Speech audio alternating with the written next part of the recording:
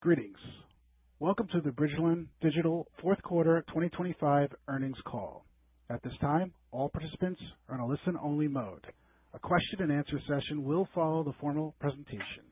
If anyone should require operator assistance during the conference, please press star zero on your telephone keypad. Please note, this conference is being recorded. I will now turn the conference over to your host, Thomas Windhausen. You may begin. Thank you, and good afternoon, everyone. Thank you for joining us today.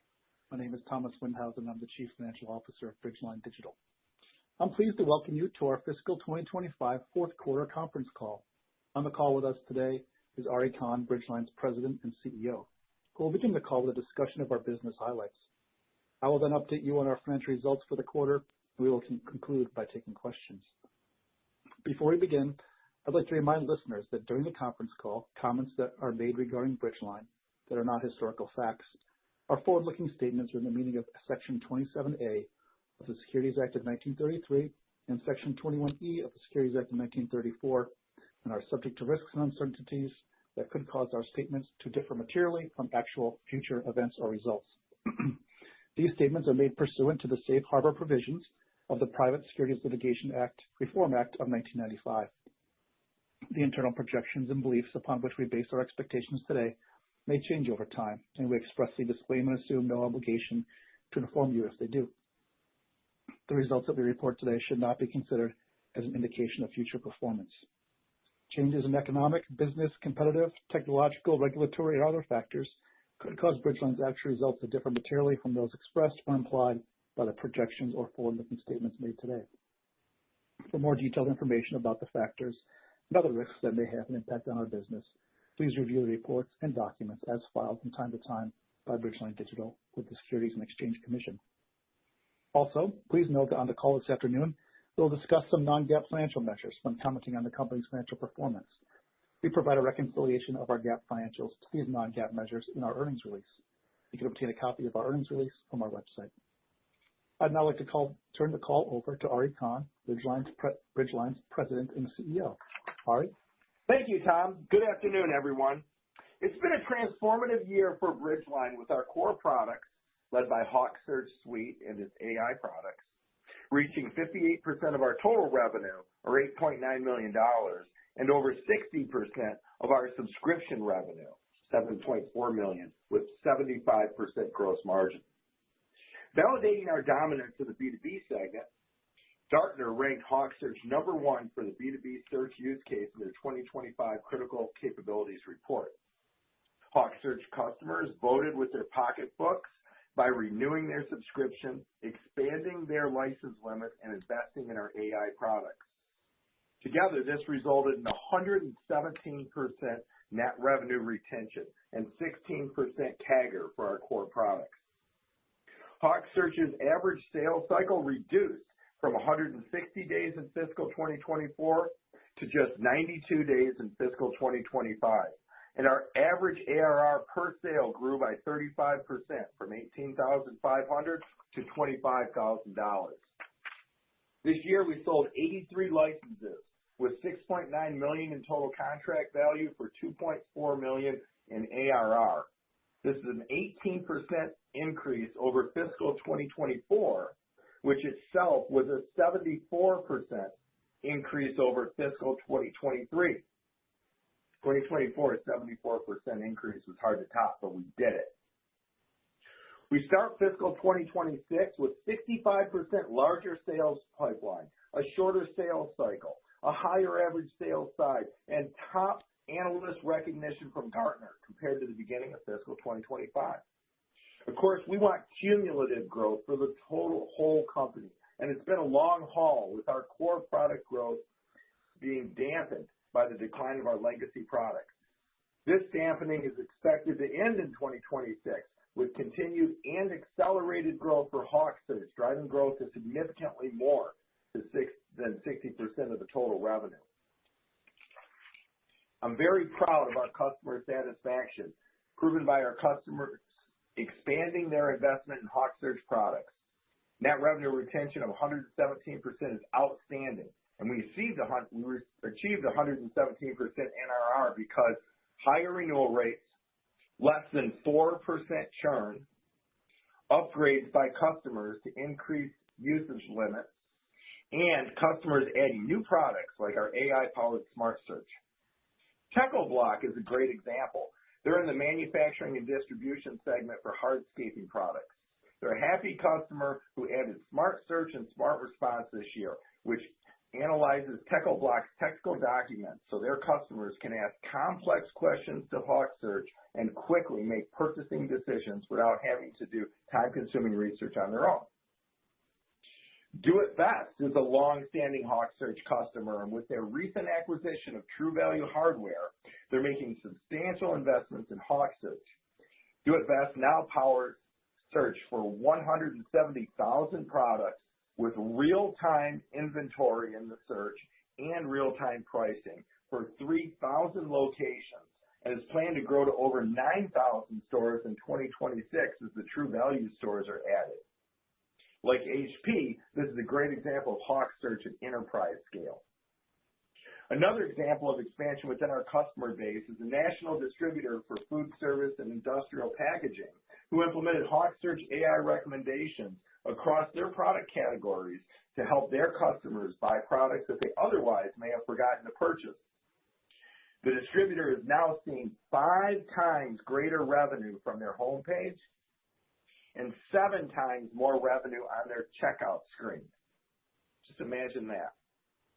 Results like this are why HawkSearch customers renew and expand their investment. Core revenue not only grew from existing customers expanding their investment, but it also grew from new customer wins. In fiscal 2025, we added 28 new logos. These are customers with whom we had no prior relationship to our customer base. The new logos added $2 million in total contract value with $700,000 annual recurring revenue, and we expect them to buy additional products and expand their license usage limits just as our existing customers do as they start to see the success on their sites with HawkSearch.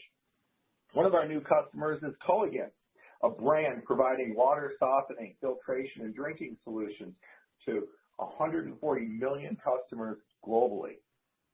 Culligan has both Smart Search and Smart Response and recently told us that their site engagement is up 30% since launching HawkSearch.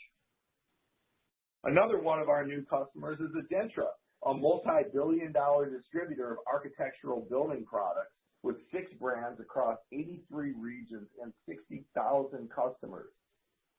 Adentra is using Smart Search and HawkSearch's out-of-the-box unit of measure to drive revenues in industry where there are several methods of describing and measuring products. This year, we injected $2 million of capital into the company, including investments from our executive team and board, with the express purpose of expanding our marketing budget to get the word out about how great HawkSearch is and how happy our customers are. As a result of this investment, we have a 65% larger pipeline at the end of fiscal 2025 than we did at the beginning of the year. We have a 40% more efficient sales cycle, and we have a 35% larger average sales size, with industry recognition from Gartner ranking us, HawkSearch, #1 in the B2B search space. The primary challenge will continue to be our marketing budget. We are great on product, great on customer satisfaction, great with analyst approval. We need to be in every deal by continuing to market the HawkSearch brand.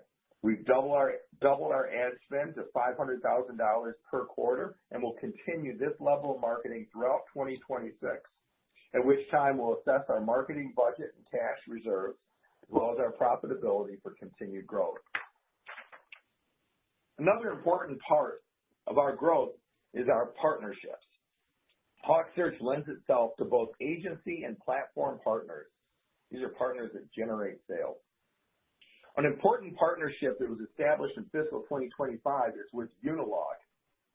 Unilog offers a SaaS platform for B2B e-commerce and product management, helping businesses streamline operations and enhance digital storefronts. Unilog has embedded HawkSearch into their platform so that their 500 customers can easily choose to add HawkSearch to their website. This partnership will expand our total addressable market and further accelerate our sales cycle. Salesforce customers can now access HawkSearch directly through the App Exchange to drive quick improvements in their revenue. This is another very important partnership for us, and it further expands our TAM to an ecosystem of tens of thousands of prospective customers. Our sales and partnership advances were largely driven by product innovations, especially in the field of artificial intelligence. We released 6 new products this year, all of which are powered by neural networks. Our new products allowed us to expand sales within our existing customers, win new customers, and create general industry recognition as the leader in AI product discovery, with Gartner ranking us #1. We released Smart Search, our large language model foundation for AI, Smart Response, Gen AI technology to drive revenue conversationally, Smart Agents, MCP, agentic artificial intelligence to automate and integrate with third parties. We released multi-site management, which is our franchise and chain system that allows centralized management of thousands of online stores, like the example I gave you with Do It Best. We released Rapid UI. Rapid UI reduces implementation effort for customers and expands our TAM to include mid-market and SMB. We also released Advanced Analytics, a data lake to improve intelligence and reporting for our customers and their AI agents. Agentic AI and analytics will be an important focus for 2026 as our customers move towards a more automated sales cycle, sometimes even selling to agents rather than people, and our HawkSearch platform is uniquely positioned to help them beat their competition for the evolution in our market with AI.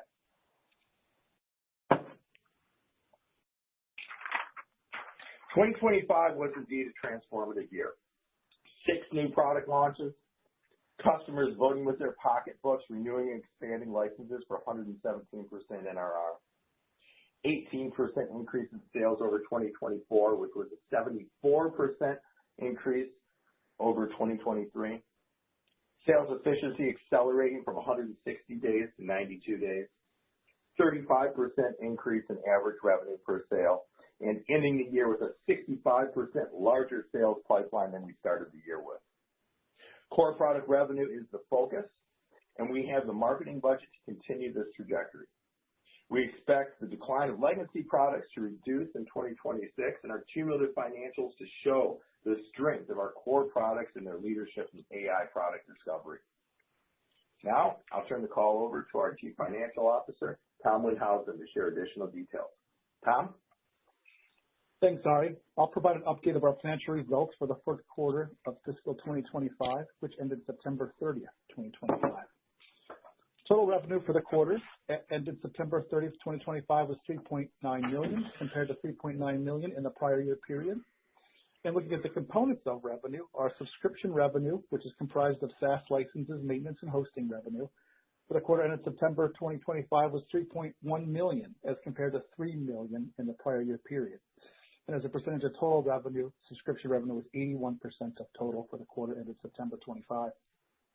Our services revenue was $700,000 for the quarter ended September 25 compared to $800,000 in the prior year period, for a percentage of total revenue of services accounting for 19% of total revenue. Our cost of revenue was $1.3 million for the quarter ended September 30th, 25 compared to $1.2 million in the prior year period. And as a result, our gross profit was $2.5 million for the quarter ended September 30th, 25. Our overall gross profit margin was 66% for the quarter ended September 25, with subscription gross margin at 69% and services gross margin at 50%. Our operating expenses were $3 million for the quarter ended September 30th, a decrease from $3.1 million in the prior year period. And our net loss was $400,000 for the fiscal quarter ended September 25 compared to a net loss of $400,000 in the prior year. Finally, our adjusted EBITDA for the quarter ended September 25 was minus $169,000 compared to $5,000 positive in the prior year comparable 3-month period. Moving to our balance sheet, on September 30th, 25, we had cash of $1.6 million and accounts receivable of $1.5 million. Our total debt outstanding as of September 30th was 278,000 euros, approximating $326,000 US, with a weighted average interest rate of currently 3.4% and principal payments due evenly through 2028. We have no other debt or remaining earnouts from any previous acquisitions. And at September 30th, we had total assets of $15 million and total liabilities of $5.8 million. Finally, I'll give a quick update on our cap table, which at September 30th, 25 included 12.2 million outstanding shares, 862,000 warrants, and just under 2 million stock options outstanding. The 862,000 warrants consist primarily of 167,000 with a $2.85 exercise price expiring in May 26, and 592,000 with an exercise price at $2.51 expiring in November 2026.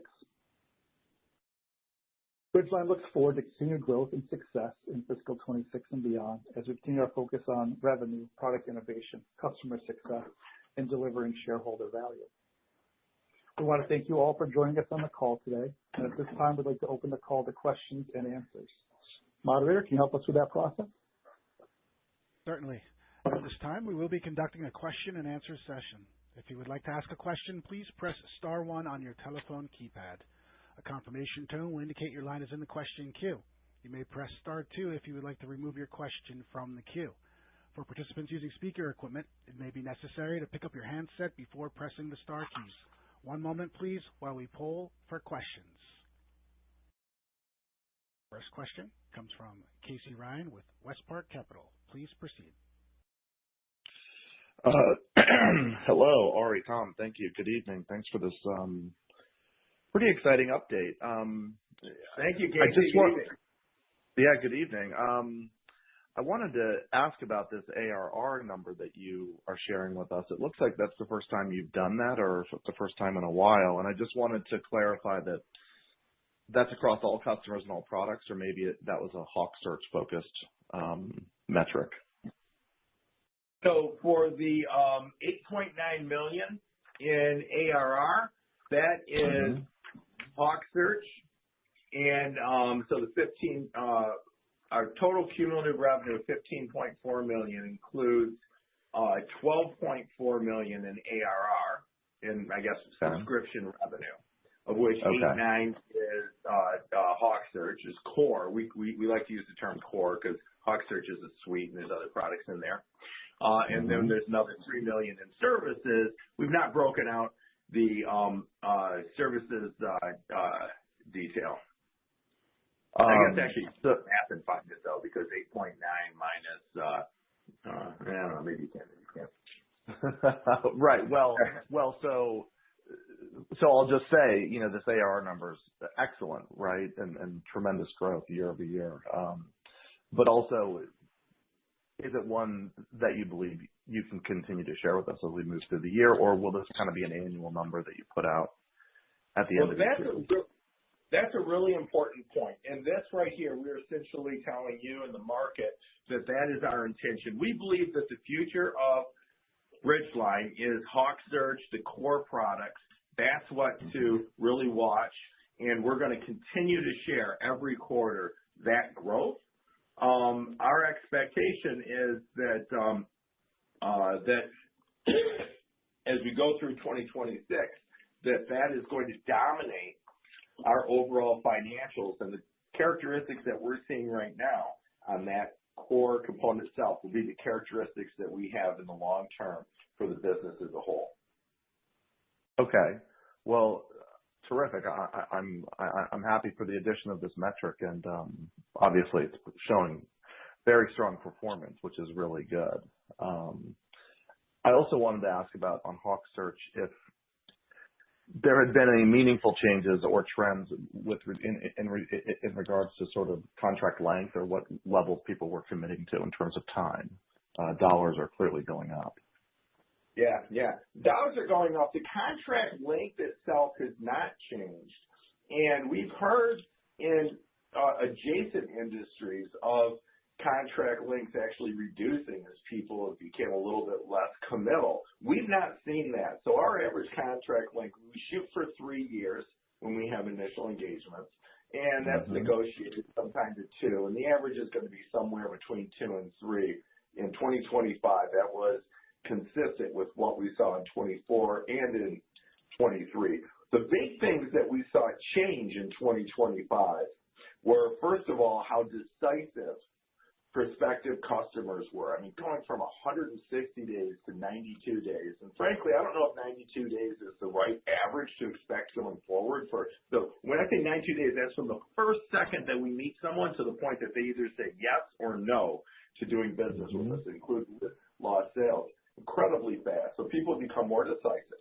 Also, they're making a higher initial investment, where last year we would see $18,500 as our average in terms of the annual recurring revenue, not the total contract value, but the ARR. Going to 25 shows a much stronger level of confidence that this is going to be a meaningful product for them, and they're willing to go in at a deeper level on day one. Because our price didn't go up by 35%. I mean, our list price went up by, 4 or 5%.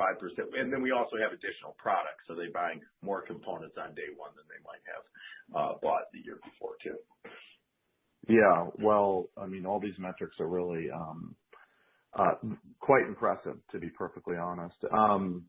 And so we've been challenged with some sort of, shedding of legacy businesses or older products that you sort of talked about over the course of this fiscal year. That remainder, sort of non-HawkSearch revenue, it sounds like you have more confidence in that base that you have today being stable to up potentially in FY26. Absolutely. And our HawkSearch customers have less than 4% churn rate.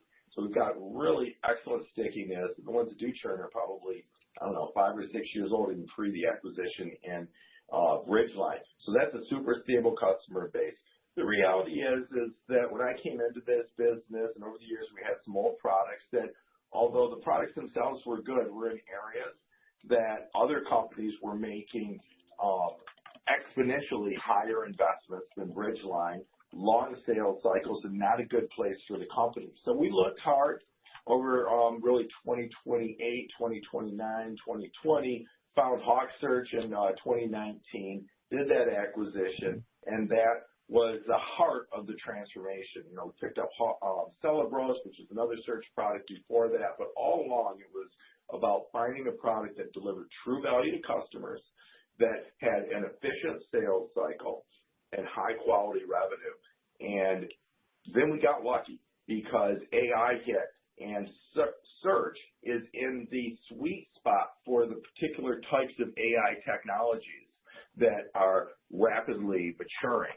So we were able to quickly add 6 new products to the HawkSearch suite because it was really well fitted for the latest technologies. And I think that's really exciting. I think that analysts, especially Gartner, love what we did. Our customers certainly love it, and a lot of the innovation was driven by them, and it's getting proven. Yeah, well, it certainly does seem like it's showing up here in the metrics for this quarter, for sure. So just 2 more questions. I mean, there's a lot to sort of unpack here, I think, in this quarter, which has been, really exciting. You mentioned the ability for customers to sort of turn on the product HawkSearch through the Salesforce App Exchange. I just wanted to ask if that, was live and impactful to the September quarter, or if that's really something that's going to, in terms of revenue and sort of activations, sort of hit for the first time more in the December quarter and then moving forward. It's really just hitting for the first time. I think we had a sale in the September quarter, but we've got a couple in the pipe this quarter, and then it's going to accelerate from there. So that's further growth. And the Unilog, even though obviously way smaller business than Salesforce, almost everyone's a smaller business than Salesforce, but is one that is, I think, going to be a really good partnership for us. Their customers are all in the manufacturing distribution B2B space. They're a specialty platform for that specific market.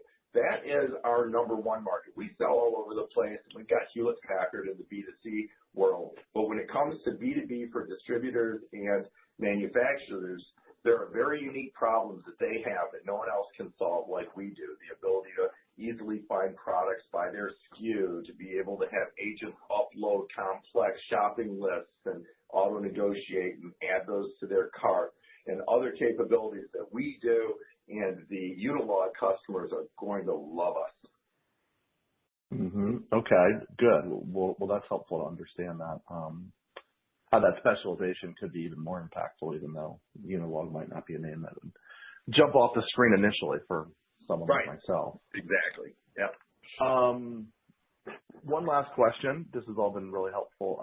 The sales and marketing spend, was nominally $1.1 million in the September quarter, and I think you said that that's sort of the rate to expect moving forward, and that you'd reevaluate at the end of 26. But that's a good level. That's up from what had been previous, and so I just wanted to confirm and talk about your comfort with that spend level as we move forward.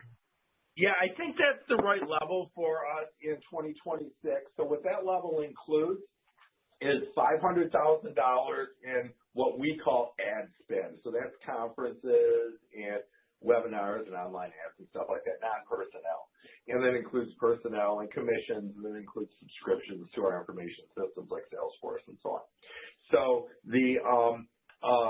we doubled the ad spend component of that, with the goal of completely saturating our salespeople with leads. And hey, I want them to be the highest paid people in the company. So we have, our lead flow is that, so ad spend goes out the door, $500K a quarter, goes into two BDRs. So we have two BDRs. They do the initial contact. If it's a very small deal, they also have the ability to earn a commission and close deals themselves. But for the most part, the deals then flow to a team of two BDEs, executive salespeople, plus a working VP of sales.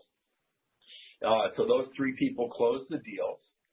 Then we have a customer success team whose job is to educate existing customers on our new products so they can buy those, look for opportunities from a professional services perspective to add value to our customers, and to get renewals. And that is a working manager and two people. So you've got on the direct sales side, two BDRs, two BDEs, plus working manager. On the customer success side, two CSDs, plus working manager.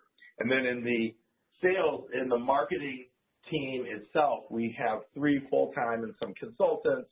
And that right there is, I think, a good team for our current ability to invest in sales. I definitely want to find a way to get more money, because I think that we're have a lot of growth potential, but we have to be very cognizant, obviously, of the stock price and and not diluting anybody, especially me, because my wife will kill me. But but that's so there you go. There's a lot of details. Yeah, well, that is tremendous detail and tremendously helpful. Well, look, it feels like 26 is really setting up very strongly with, some optionality with Unilog and Salesforce and some of these automated, channels potentially driving even more upside if people adopt the product faster than maybe what you've modeled so far. So, tremendous quarter. Thank you for the questions. I'll jump back in the queue. Thank you, Casey. Have a good day. Once again, if you have a question or a comment, please indicate so by pressing star 1 on your touch-tone phone.